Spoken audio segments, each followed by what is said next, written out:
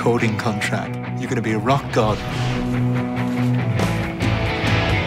Nobody knows who the Southern bass player is! Charlie's understanding of Driveshaft and Dom, the actor's understanding of Driveshaft, is slightly different. So I think Charlie thinks that his band are a little bit more important than they actually are. He's under the impression that his first album was kind of like Oasis's first album. You know, critically acclaimed, didn't sell big numbers, but, you know, in the industry, people gave it respect. What I think Charlie gets confused with is this idea of being on TRL a couple of times in America and maybe being in the top 20 and having a little run of things over a summer.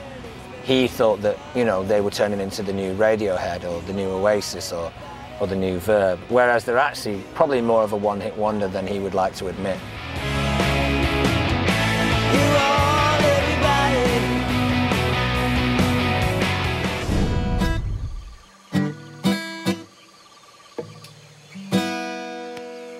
I based Charlie initially with his mood.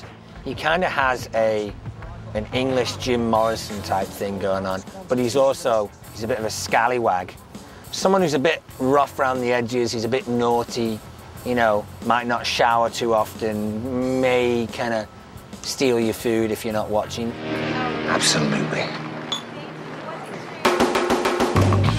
How Dom felt about the band. You know, they really weren't too much of an important band. They really hadn't done anything. They kind of had delusions of grandeur. Have some champagne, Chuck.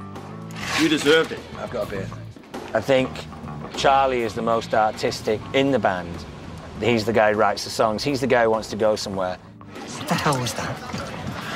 Another kick-ass show. You were bloody brilliant. I sing the chorus to You All Everybody. Oh, yeah. Sorry. It's like...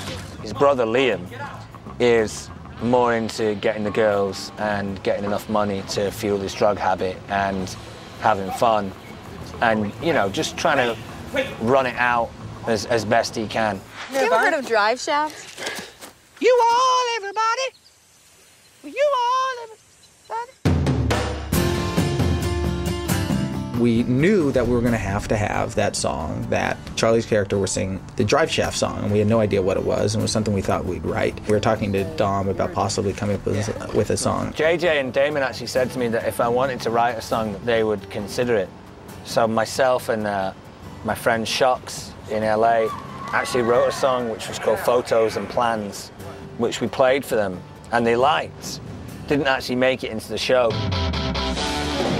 Years ago, Matt Reeves, who's one of our oldest friends, had been watching an episode, I believe, of Phil Donahue, just so you understand how many years ago. Where this woman basically stood up in the audience, and I can't remember exactly what she said, but she said, it's like, you all, everybody, acting like it's the stupid people wearing expensive clothes. Would be sitting in, they call it Video Village, where all the monitors are and where we spend a good portion of our day, where we hang out in between everything getting set up.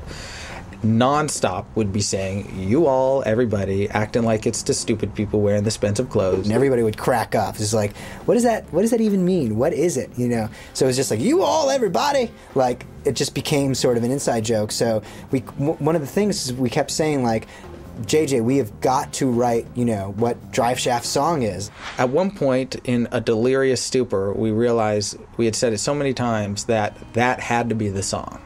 And on the spot, with Dawn, our script supervisor, we wrote down all the lyrics of You All Everybody. Then on the day that we were shooting, Charlie and Kate and Jack walking up, and Charlie first starts humming it to himself. And Kate's like, where do I know that song from? You know, that was the day that the sort of melody was generated. JJ, like, kind of hummed a tune to it. JJ was just sort of sitting, goes, You all, everybody.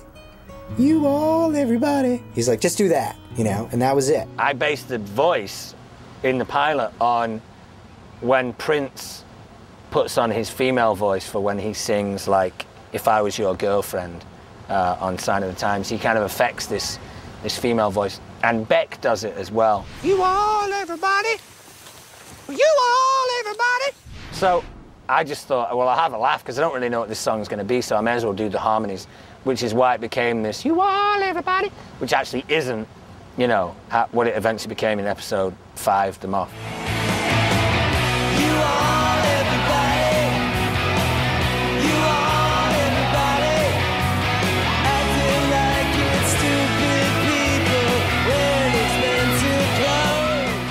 We just took the exact lyrics from that talk show and turned it into a song. We gave it over to this songwriter called Jude.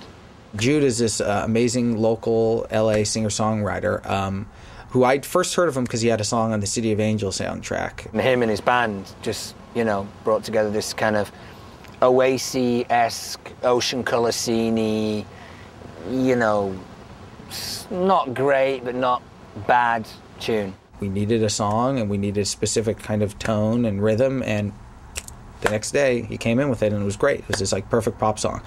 So we knew if we wanted a catchy song, Jude was the guy to go to.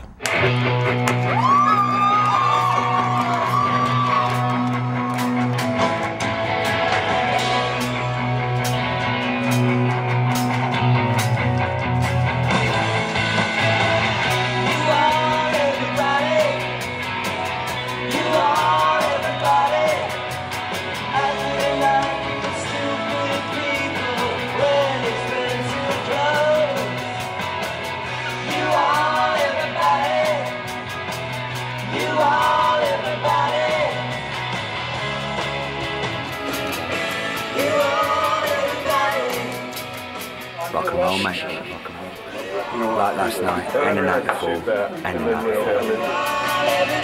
before.